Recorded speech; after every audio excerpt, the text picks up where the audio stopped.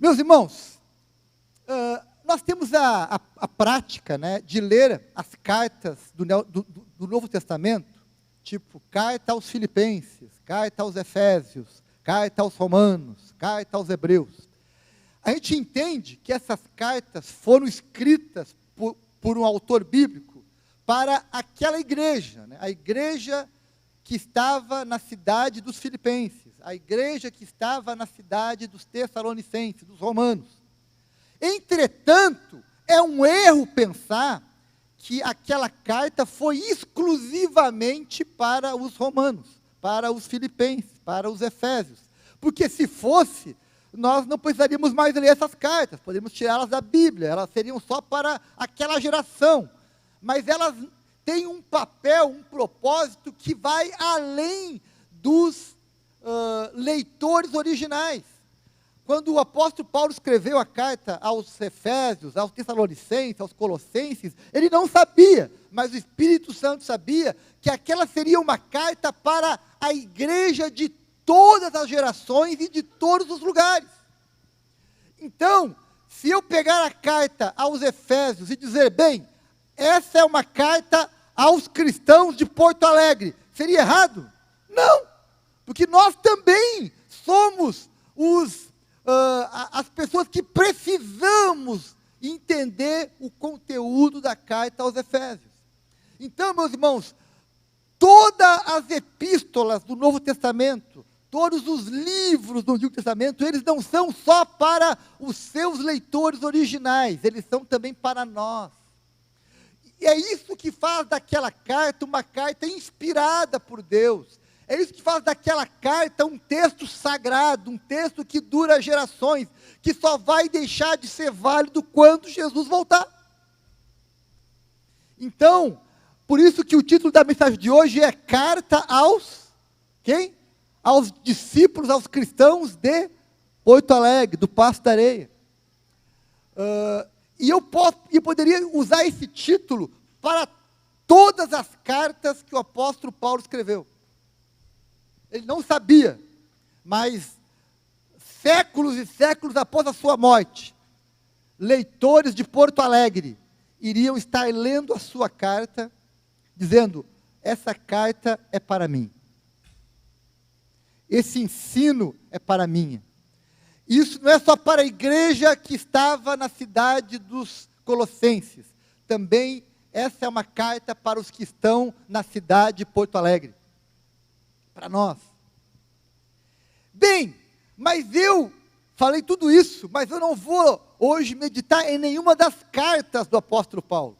Só usei isso como uma ilustração, um argumento. Hoje eu quero meditar numa carta que é mais antiga ainda que as cartas do apóstolo Paulo. É uma carta que não foi escrita para uma igreja em especial, como as cartas do Novo Testamento, mas é uma carta que o profeta Jeremias escreveu de Jerusalém para os seus irmãos judeus que viviam na Babilônia, que estavam vivendo longe da sua terra, que estavam naquilo que é chamado pelos judeus de cativeiro babilônico. Estavam lá. E Jeremias manda uma carta. E essa carta está descrita, parte dela em Jeremias capítulo 29, do verso 1 ao verso 14, vai ser o foco da minha leitura nessa noite. Nós vamos ler ela de forma parcelada, aos poucos, não vou ler toda de uma vez só, mas nós vamos ir lendo conforme o texto vai sendo desenvolvido. E é interessante que aqueles princípios, e eu vou aqui destacar 5 princípios que nessa carta estão para os judeus que viviam na Babilônia, que se aplicam a nós, que vivemos em Porto Alegre nesse tempo. São princípios que nós podemos aplicar à nossa vida, vivê-los, entendê-los, porque continuam sendo atuais, práticos e relevantes. Então, meus irmãos, abre a sua Bíblia aí, deixa ela aberta, em Jeremias 29, nós vamos ler aos poucos esses versículos, para entender isso. Para você ainda se situar na leitura, é bom que você compreenda que os judeus que estavam na Babilônia, eles não foram para lá por livre e espontânea vontade. Eles foram levados à força pelos exércitos de Nabucodonosor, na Babilônia. Eles foram escravizados e foram levados para a Babilônia.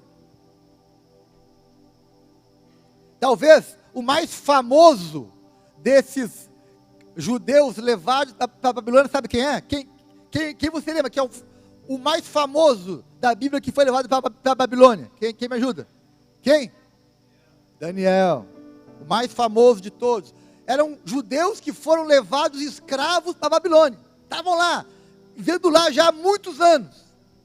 E Jeremias, que estava em Jerusalém, então escreve a eles palavras de consolo e de orientação.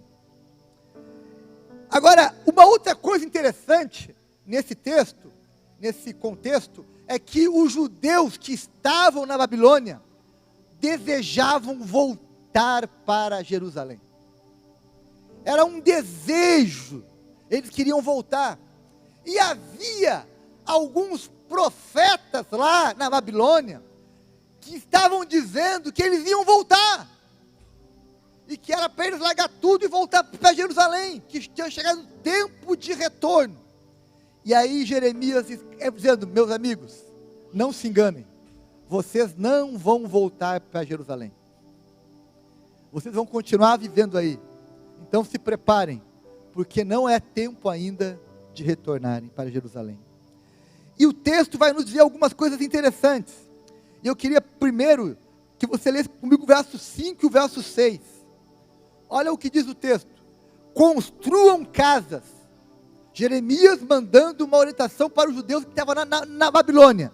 Construam casas e habitem nelas. Plantem jardins e comam dos seus frutos. Casem-se e tenham filhos e filhas. Escolham mulheres para casar-se com seus filhos e deem as suas filhas em casamento, para que também tenham filhos e filhas. Multipliquem-se e não diminuam. Jeremias começa dando uma palavra para as famílias que viviam na Babilônia, os judeus que viviam naquele lugar. Ele diz: olha gente, eu sei que vocês querem voltar, mas não é tempo de voltar. Então estabeleçam a sua vida na Babilônia, construam casas, casem-se, tenham filhos, que os seus filhos também casem, enfim, vivam uma vida comum na Babilônia, uma vida normal na Babilônia. E aqui, meus irmãos, tem um princípio que eu queria que você guardasse no seu coração. Qual é o princípio? E é o princípio mais importante dessa orientação de Jeremias. Não é o lugar que determina a nossa felicidade. Os judeus pensavam que só podiam ser felizes morando em Jerusalém, voltando para Israel. Mas Jeremias diz: não, vocês podem se casar, plantar jardins, construir casas, terem filhos, serem felizes mesmo morando em terra estranha, mesmo morando em lugares difíceis, mesmo sendo imigrantes, mesmo vivendo longe da sua terra, dos seus parentes, vocês podem ser felizes ali. Essa é uma palavra que diz: não é o lugar, não é a cidade que determina a minha felicidade, mas é a minha perspectiva, é o meu contentamento, é a minha paz. Deixa eu fazer aqui uma pesquisa. Quantos que estão aqui entre nós que não nasceram em Porto Alegre? Maioria. Agora, quantos que estão aqui não nasceram no Rio Grande do Sul? Ó, tem já bastante também. Agora, a grande questão é essa: não é o lugar que você nasceu, não é a cidade que você nasceu que vai garantir a tua felicidade, mas se Deus te trouxe para viver em Porto Alegre, é porque Ele acredita que você pode ser feliz aqui também.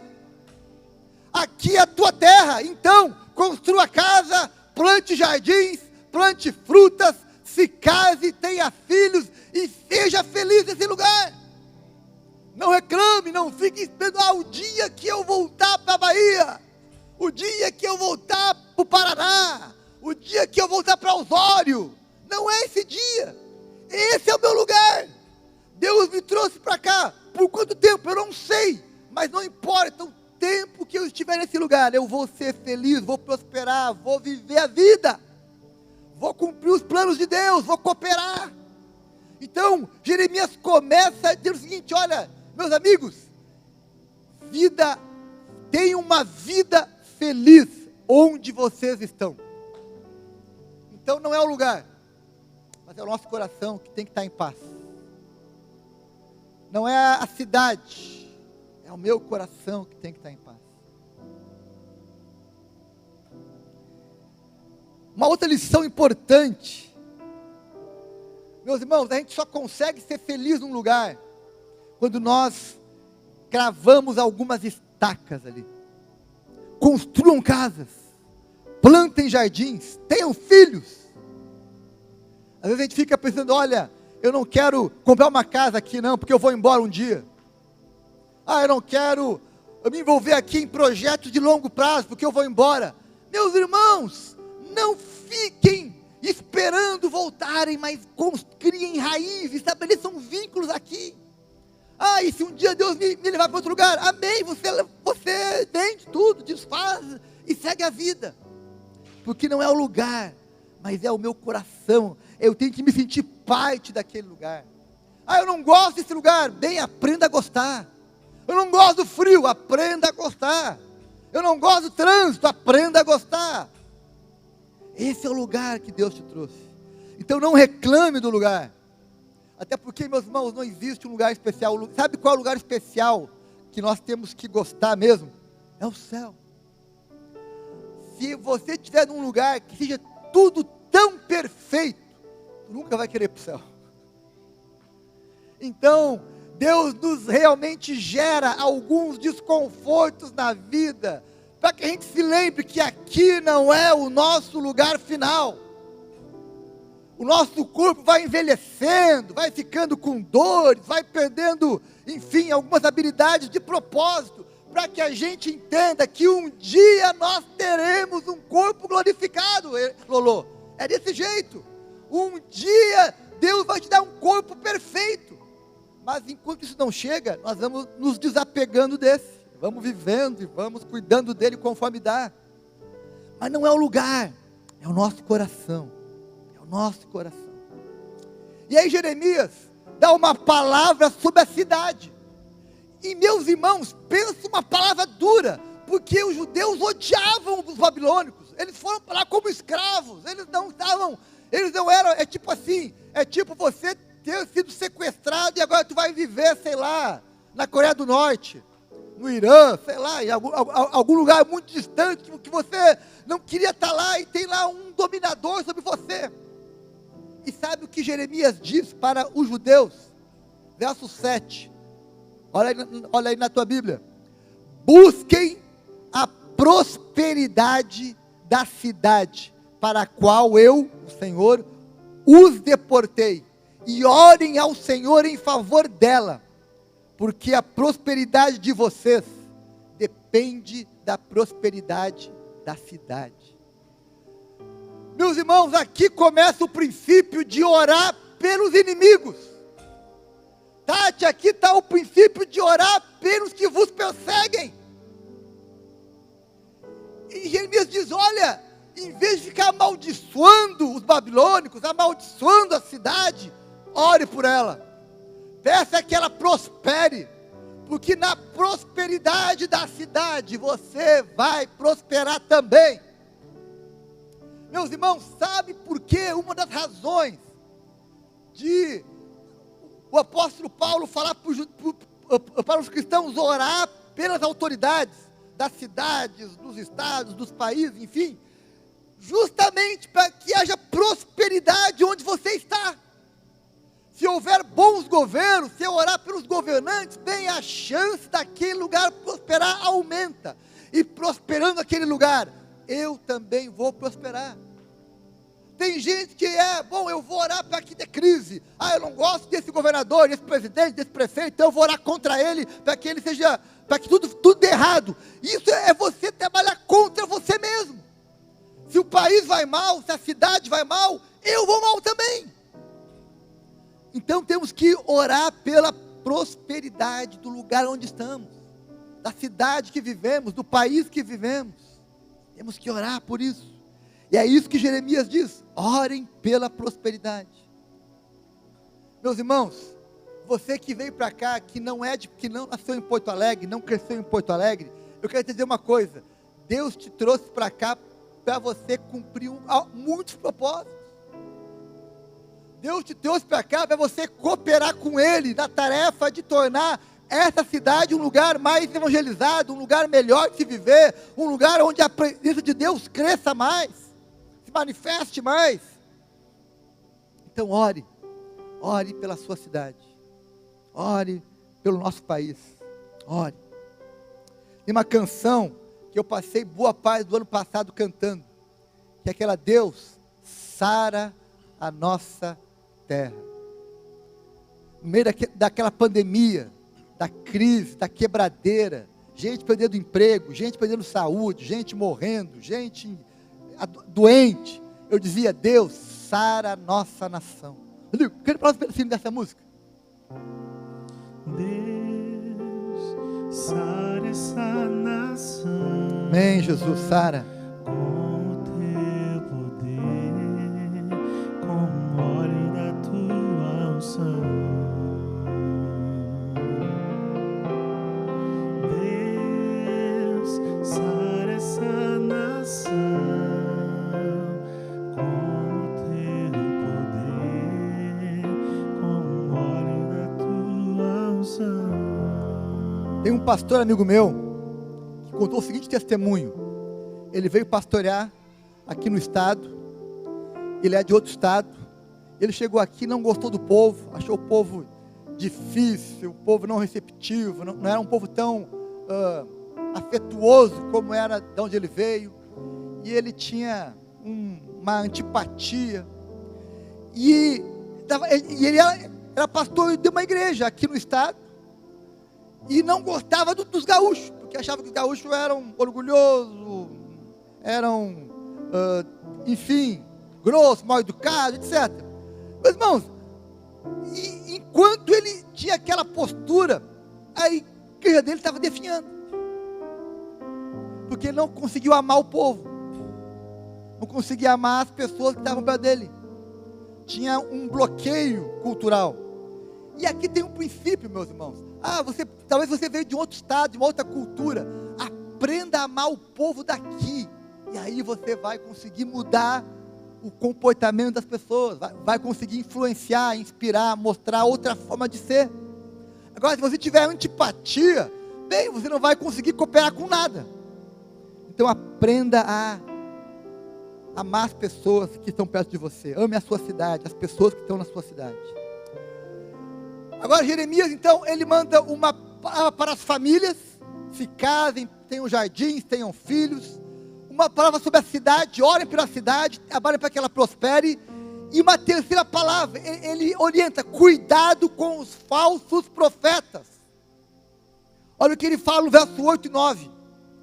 Porque assim diz o Senhor dos Exércitos, o Deus de Israel: não deixem que os profetas e adivinhos que há no meio de vocês os enganem. Não deem atenção aos sonhos que vocês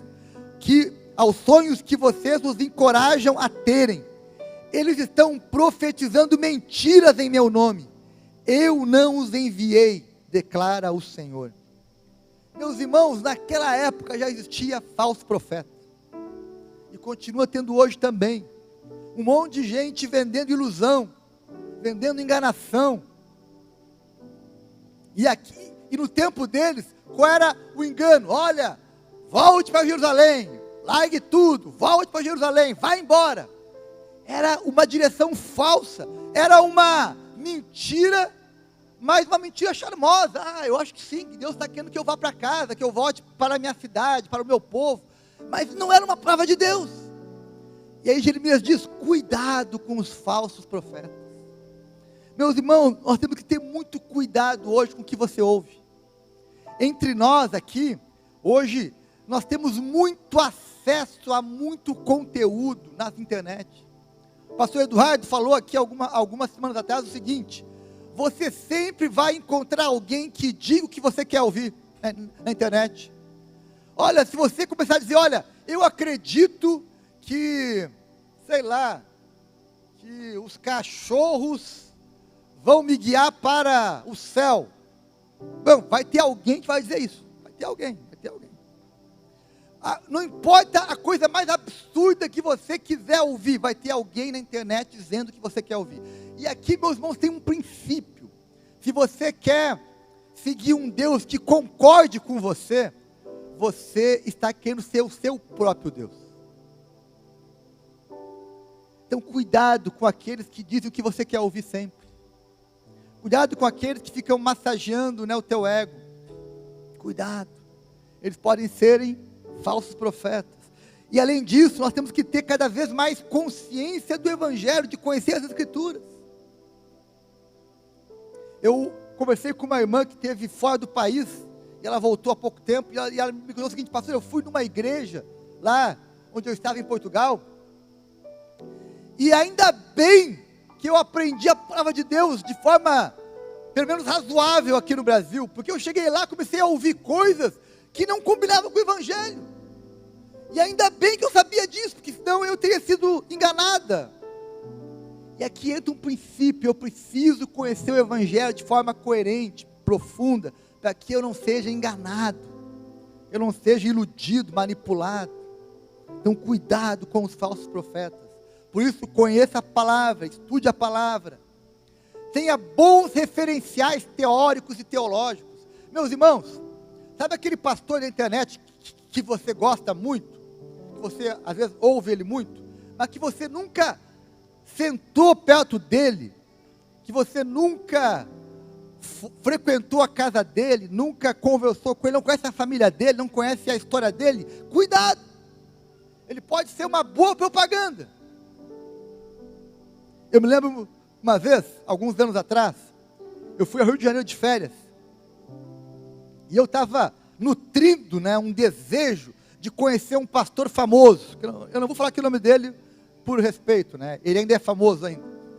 E aí eu fiquei sabendo que ele ia pregar em uma igreja X, e eu disse: eu vou lá apertar a mão dele, eu vou lá pedir que ele ore por mim, eu vou lá para que ele me abrace, para que ele me dê uma unção especial, enfim, eu vou lá, E eu fui, cheguei lá no culto, Rodrigo, 7 horas, entrei no culto, estava cheia a igreja, e eu lá esperando, e começou o louvor, começou a oração, e veio as ofertas, e nada do pastor, nada. Cadê o pastor? Será que não veio?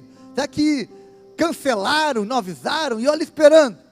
Depois, lá de um certo tempo, o pastor disse, o pastor da igreja: irmãos, feche agora os seus olhos, vamos orar. Eu fechei meus olhos para orar. Quando a oração acabou, eu disse amém. Estava o pastor lá no púlpito.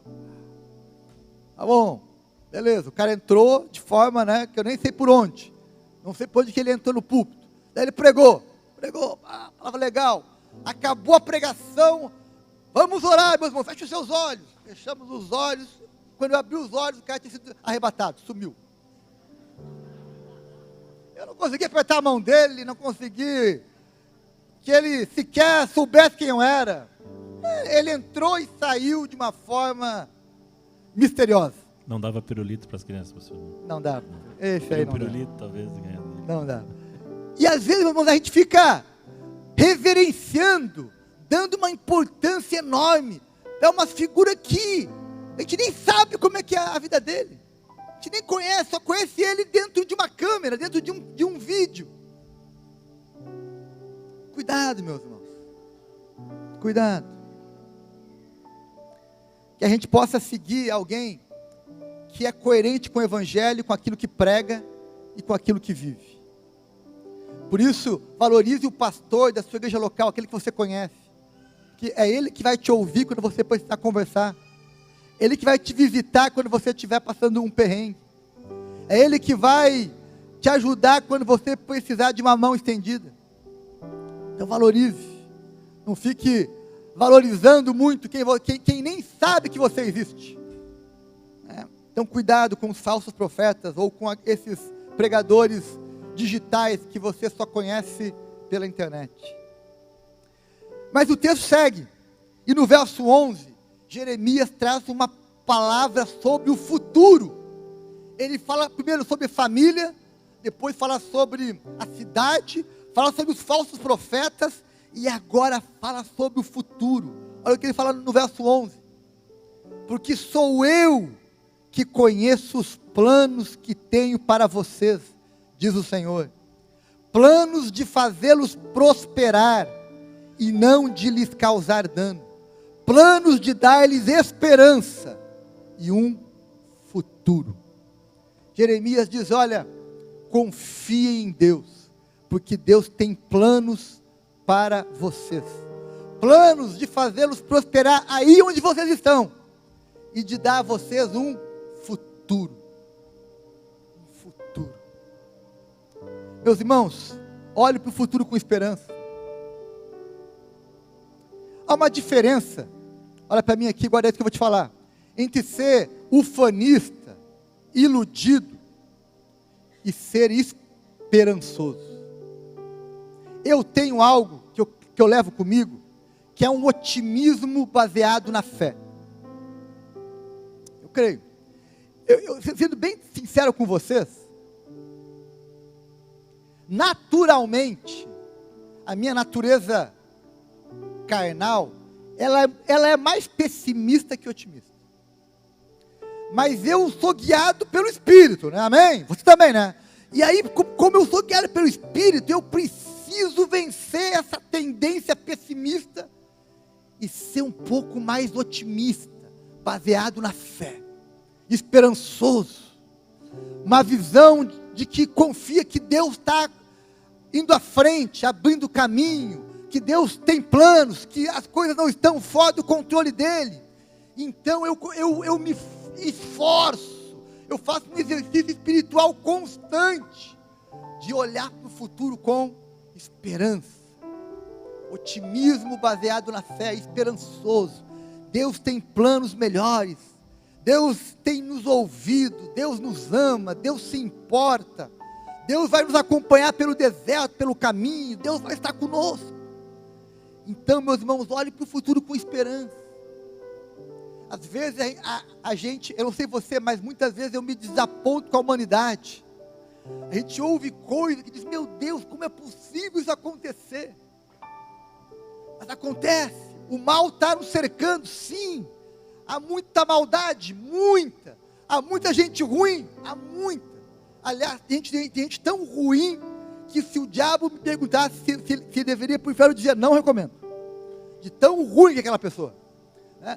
Mas meus irmãos, mesmo assim, eu preciso ter um olhar de esperança, de otimismo baseado na fé. Deus vai fazer, Ele vai dar o querer e o realizar, Ele vai dar os meios, Ele vai abrir uma porta, vai vir socorro de onde eu menos espero, vai vir socorro. Meus irmãos, esse mês de dezembro, nós só conseguimos fechar o mês pagando as contas em dia, porque Deus mandou ajuda de onde nós não esperávamos. Veio ajuda de pessoas que nem são dessa igreja, mas que passaram por aqui, conhecem a gente, e mandaram ajuda, que nos ajudaram a conseguir honrar uma série de compromissos difíceis que nós tínhamos. A gente teve que fazer o telhado novo, lá no outro campus. Temos que comprar, pagar a primeira parte dos painéis de energia solar, enfim, todas as despesas de fim de ano. Isso foi possível porque Deus usou pessoas de perto e pessoas de longe. E por que a gente faz essas coisas? Porque a gente confia que Deus vai mover as águas, Deus vai fazer. Se eu ficar esperando pelas condições ideais, eu não faço nada. Se eu esperar as condições ideais, meus irmãos, olha, vai ser uma tragédia, a gente vai ficar parado. Mas a gente se move com esperança, crendo, com fé, não sendo ufanista, não sendo bobo, não sendo, mas tendo uma esperança que Deus está conosco. Então, meus irmãos, assim você vai se mover. Viver é se mover. Viver é movimento, né? Movimente-se em direção a Deus, aos propósitos dEle. Que 2022 seja um ano de muito movimento, amém? Movimento na tua casa, na tua família, no teu ministério, na tua vida como um todo. Águas que se movimentam, vida que se movimenta. Vocês estão comigo, amém? Amém, gente? Tem um ou aí, tem algum ou aí? Ou? Tem alguma palma aí para dizer, sim, isso eu concordo, isso me representa. Não, gente, eu falo aqui, vocês ficam ali, eu penso, será que estão me ouvindo? Será que coisaram o microfone aqui? Será que eu estou... Vamos junto. E a última palavra que Jeremias fala aqui para nós, no capítulo 29, está no verso 12 e 13. É uma palavra sobre Deus. E eu gosto da ordem. Ele primeiro fala sobre família. Depois fala sobre família. Depois fala sobre a cidade. Depois fala sobre os falsos profetas. Depois fala sobre o futuro. E agora ele termina apontando para Deus. Apontando para Deus. E olha o que ele fala sobre Deus, versos 12 e 13. Então vocês clamarão a mim, virão orar a mim, e eu os ouvirei. Vocês me procurarão e me acharão, quando me procurarem de todo coração. Meus irmãos, esse texto nos ensina algo sobre Deus, sobre Jesus, sobre o Espírito Santo, sobre a Trindade como um todo. Que nós só encontramos a Trindade quando nós a buscamos de todo coração. Vocês clamarão a mim e eu os ouvirei, me procurarão e me acharão, quando me procurarem de todo coração. A salvação, Ana Paula, começa quando? Quando eu creio de todo coração. A mudança de vida ocorre quando eu entendo, me arrependo de todo coração. Eu começo a servir a Deus quando eu entendo a minha missão de todo coração. Eu digo sim ao meu chamado quando eu faço isso de todo coração. O louvor que Deus recebe com alegria é o louvor feito de todo coração. A oração que move a mão de Deus é feita quando eu oro de todo coração. E tem uma canção que a gente fala isso, né? É de coração. Canta para Deus. É de coração. É de coração. Tudo que eu disser num hino de louvor a Jesus de Nazaré. Se as palavras não mostrarem como é grande a minha gratidão, Mesmo assim, Senhor, recebe o meu louvor, é de coração. meus irmãos, sabe qual é o nosso desafio diário na vida cristã? É fazer tudo de todo coração. Teu ministério, teus compromissos, teu trabalho, faça de coração. De coração. De coração. Deus é encontrado. Às vezes eu já ouvi muitas pessoas falar o seguinte: pastor, eu busco Deus, mas eu não encontro. E a pergunta é: você tem buscado de todo o teu coração? Tem um livro que eu li há 20 anos atrás, acho que até mais, 24 anos atrás, 25 anos, eu estava no início do seminário, e era Caçadores de Deus, um livro antigo, onde o autor fala, ele relata assim, a busca dele desesperada por encontrar a manifestação de Deus. E ele viajava o mundo, ele ia atrás dos sinais, das faíscas, ele dizia, eu preciso encontrar mais esse Deus, porque eu quero viver um avivamento, eu quero conhecer Deus, eu estou caçando Deus, como alguém que está desesperado por encontrá-lo. Meus irmãos, quando nós nos dispomos a isso, se cumpre a Escritura que diz, quem busca, encontra. Buscar-me-eis e me achareis, diz Jeremias mais adiante, quando me buscares de todo coração. Busque ao Senhor de todo coração. Amém? Vamos ficar em pé? Queria orar com vocês sobre essa palavra. Essa palavra abençoou a tua vida, amém? Não diga obrigado, essa palavra foi para mim, aleluia. Eu guardo ela no meu coração, eu recebo ela, eu guardo na minha vida, e eu quero orar pela minha família, porque não é o lugar que vai determinar a minha felicidade, não é o lugar, mas é o meu coração.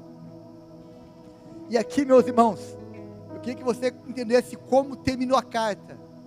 A carta termina dizendo o seguinte, olha, famílias, amem de coração o lugar onde vocês estão. Então que você possa em 2022 amar ainda mais o lugar onde você está, a cidade que você vive, o local onde você trabalha, a igreja onde você se congrega, enfim, onde você está, ame de coração aquele lugar e trabalhe para que ele se torne melhor, para que ele prospere, se desenvolva, cresça. E fazendo isso, você vai estar honrando a Jesus, porque você vai estar vivendo e fazendo tudo de coração.